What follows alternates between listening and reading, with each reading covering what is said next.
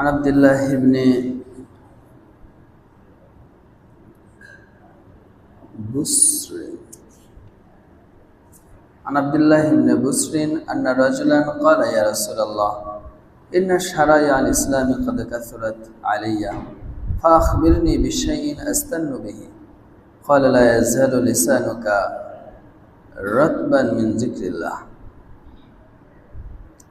أخرجه ابن أبي شيبة وأحمد والترمذي।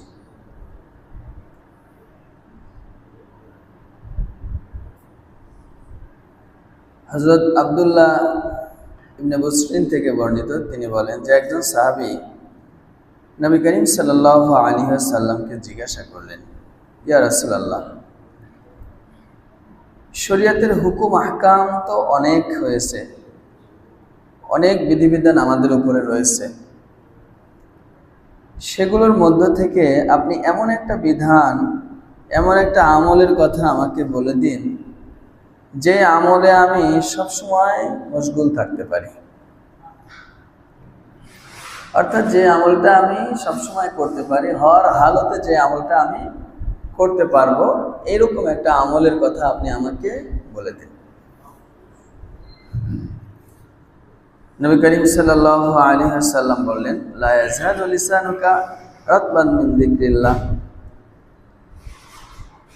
যে তুমি আল্লাহর জিকির দ্বারা তোমার জবানকে সবসময় তরুতাজা রাখবে।